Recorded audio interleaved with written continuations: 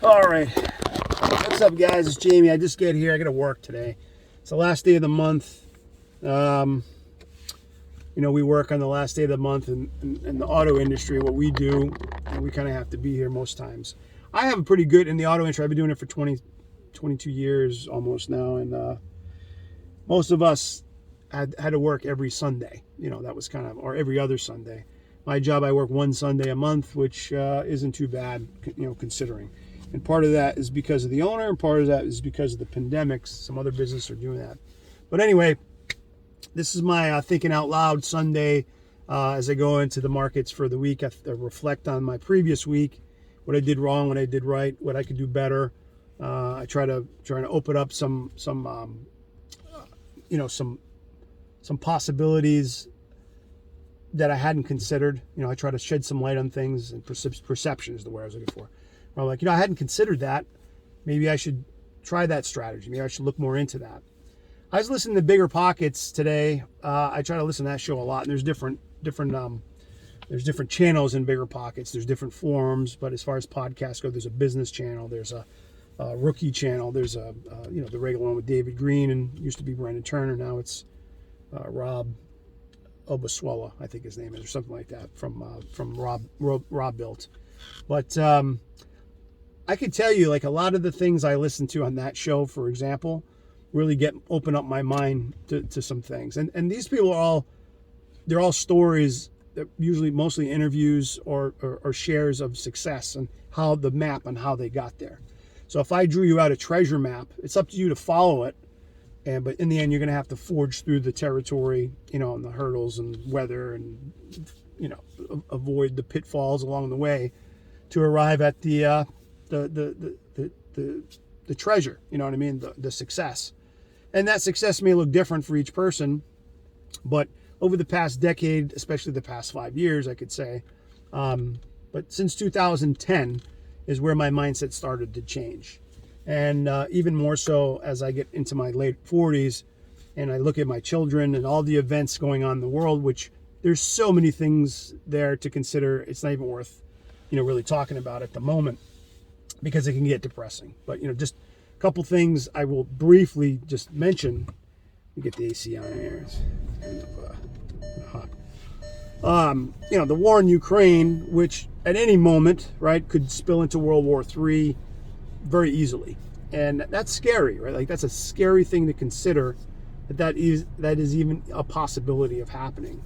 And with what happened, another opportunity to partner with the software company and actually build a national brand that we can license. And so, okay, Bigger Pockets. With what happened in less than 100 years ago, with World War II, right, and what happened in 1945. Which, you think about it, isn't that long ago, right? It's less than 100 years, less than 75 years ago. So much has happened. We've had the cell phones, as far as adoption goes. We've had the internet. We've got cryptocurrencies. Nuclear bombs are still existed throughout this time frame. All this conflict, and the U.S. dollar has been the reserve currency for the past 75 years. And I was listening to Ray Dalio, and he has this 45-minute post about a book he wrote, talking about the change of world order and stuff like that. And it's not what you think it is. It's just more of a documentary, like a history lesson of things that have happened over and over again. Now, these are things I never would even consider or be interested in, but I have interest in these things now. And when a billionaire, who money is not his motivation, he has plenty of money, he's sharing this thing to educate. He has kids, right? He has grandkids, and he's sharing because that's his kick. He says that, like, this is what kind of is his one of his purposes. It's not the money. The money has come for him. He did something really well, and he said, it was a game, and I played the game well, and I got compensated for that. I get that. In my career, like, I have a high school diploma. I don't have a college degree. I have friends that have college degrees, and I know I'm not bragging, but I mean, I do the same or better than friends that have masters and doctorates and PhDs, and that's just through hard work and scaling, like, not settling. So I think I can do a little better. I think I can do a little better.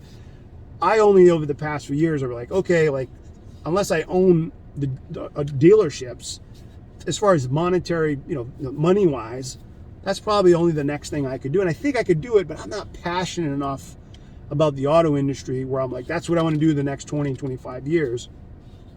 I do this really well, okay, and I'm grateful for that. And I've been able to provide for my family and get through life up to this point financially, because of that. And there's nothing wrong with that. But I'm at a place where it doesn't matter if I'm a billionaire, a millionaire, or whatever. I want to be happy. I want to free up my time. So when I listen to Ray Dalio talk about history of how the Dutch Empire, was, their money, I forget what the money is called, but their money was the reserve currency. Then Britain took over, and then the English were the empire, right? Like they were the dominant empire, and then the US dollar took over, right? And then we became the reserve currency. Now we're in another cycle where I don't know if it's going to be in 5 years or 50 years where the US dollar will no longer be the reserve currency. That's what it's looking like. And maybe Bitcoin will be, or maybe China's yen, the yen will become that. Who knows? But one thing's for certain, with all the things that we work towards, whether just individually, ourselves, or as a country, whatever your perception is like a nuclear war could definitely derail or put a big hindrance on everything. And so whether you're religious and you have biblical principles and what you think is going to play out, right, or if you're just looking at things in front of you, I like to consider both, because again, I'm a Christian, and I think about what the promises are of the Bible and what's going to come. Versus, but I'm here now, and I'm alive. I'm here, so I can't just be looking at that, just like, oh, that's coming. The end is coming, and just live like that. I want to do the best I can every day. Be the best, be the best father, the best husband, be the best man that I can be, and it's a work in progress, right? So with the nuclear war stuff, not to kind of focus on that, this past week I was thinking about, like, what can I do to prepare if that ever happened? Just like the pandemic, like, I don't think anybody really, unless you're a doomsday prepper, you might have never thought, like, what if there's an international pandemic, which was always a possibility, but if it breaks out, are we prepared? Some people were prepared. Some people were better prepared. It's lasted for a long time. We still have masks. I have masks in my car. I have a whole stack of masks. And I go in some places, they're still requiring you wear a mask, even though you don't really need to, but it's a choice. You can get vaccinated. I've had 3 shots so far, and you can get more. I probably am not going to get any more, but I wanted to know, how am I going to be better prepared? What can I do today to protect my family, my children, should that ever happen? Am I in a place that I have high risks? Am I close to what could be a ground zero? And if there was a ground zero and I survived, what do I need to do? How long do I need to stay indoors? What's the best chances I have of survival? What things do I need to have saved, like other than water, and canned goods and certain things that you might need to get through several weeks or months? I don't know, while this is going on. So there's a lot of things to consider. And one of the things I looked at, I Google a lot of this stuff, is I looked at where is the best places in the world to go. Now you might think, what does this have to do with investments? Well, when World War I and World War II happened, and World War II especially, and what happened to the Jewish people, I mean, a lot of them were very wealthy. A lot of them had a lot of money. I mean, they had jewelry, they had assets, they had money, and a lot of people, millions of people got wiped out. So that can change what you think, what you hope, and say, yeah, I'm pretty good. Things are good. I own all these properties, or, I have this much in the bank. And what happens if some major thing happens in the world that you never expected, or just thought it was Hollywood, right? It was just a movie that those things could happen. That's going to disrupt your comfort, where you think, I'm good. So I think that's where diversity comes up, and you think about what are the things that can protect me instead of just having Bitcoin, or owning 40 properties, or or you know, I have a great job and I make 6-7 figures, and I mean, all that can change like this. You know what I mean? Like, things can change unexpectedly. So don't get too comfortable. And I speak to myself as well when I say that. I kind of want to be prepared. That's why they have fire drills, right, at the schools with little kids. They make them go outside. That's why they have the emergency broadcast system where they have tests. That's why people that train, you know, like when they go in the military, before they actually go into battle, they prepare you for that, because the mental aspect of fight. I know I've never been in that situation, but the people I've talked to is you could train and train and train, but when you're actually in the thick of it, your training will kick in, but to actually participate is different, right? And it's the same thing with so many different things, right? So whether, like in my job, if I talk to a customer and I put somebody who watches me do it over and over again, it's training, and then I turn them loose and say, all right, you do it. They might freeze or panic or get stuck somewhere, you know, and then they got to figure it out. And that's so, that can be applied in so many different things. So as I thought about the nuclear thing, where can I go? Where can I be?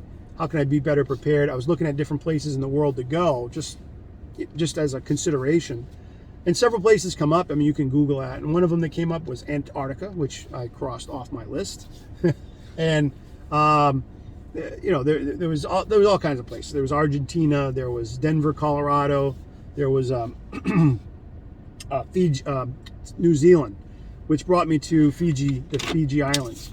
And I was looking at the Fiji Islands because in the Fiji Islands, there's some really beautiful places.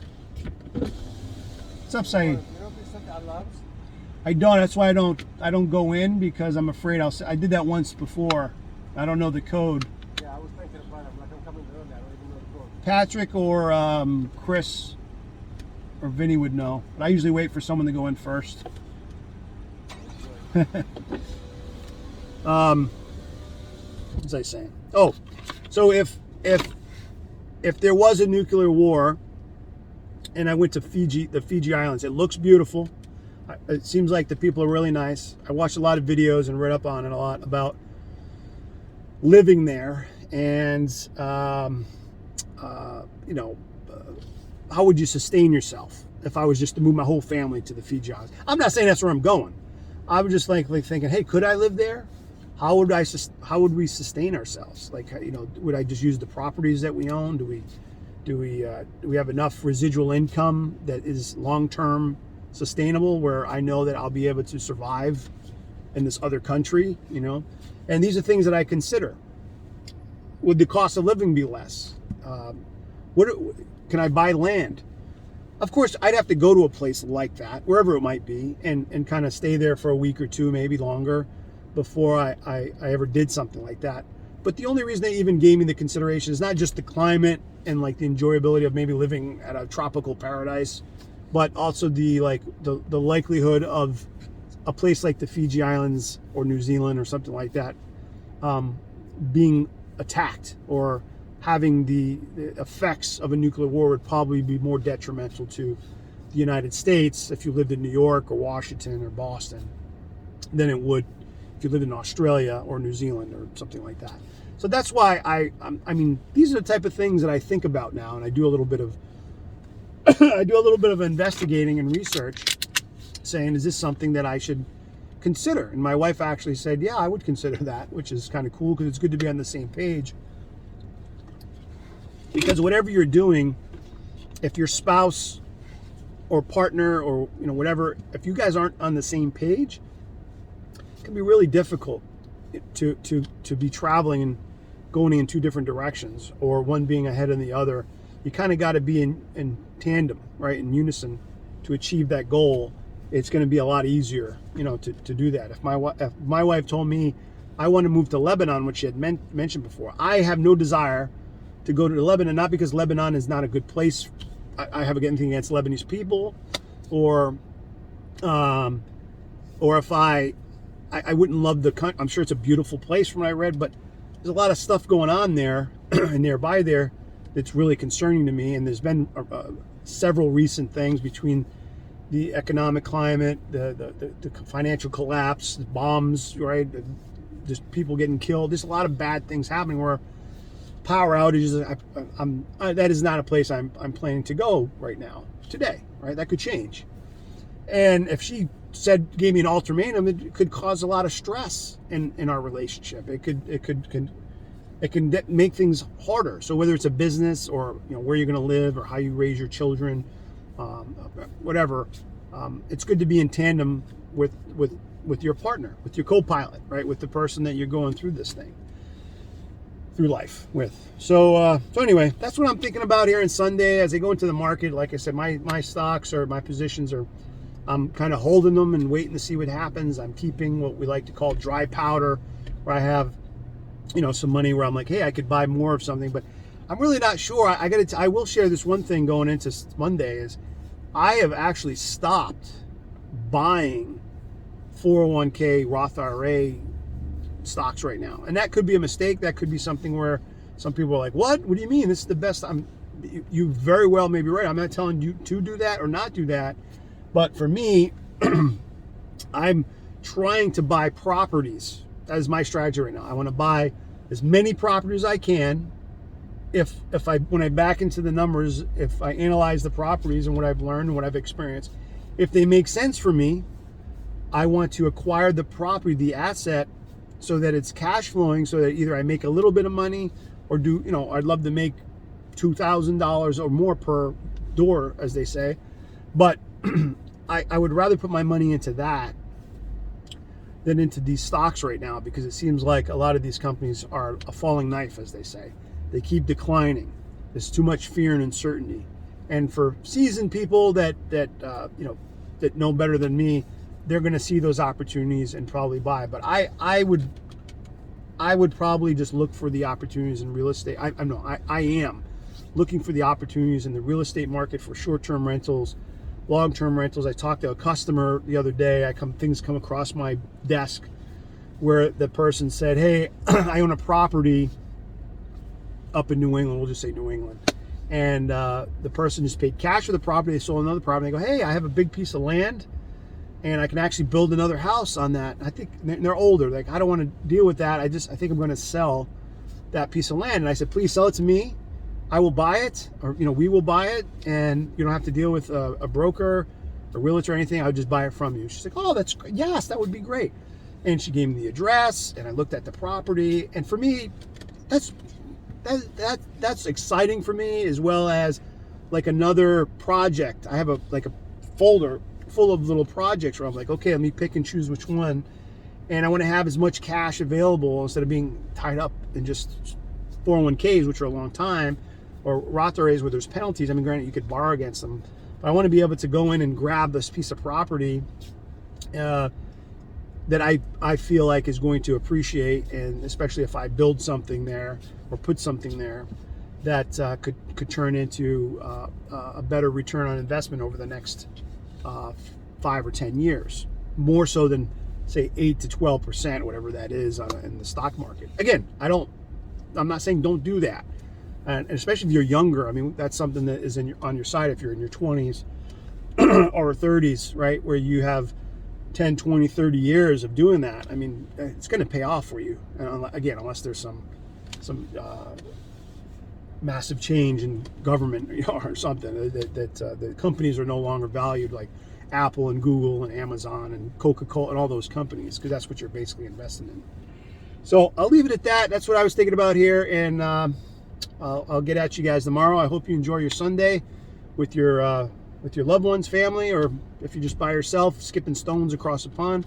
Do some reflecting on things that can help give you a better quality of life or better prepare you for some things that may be just over the horizon. All right, I'll see you guys next time. Have a good one.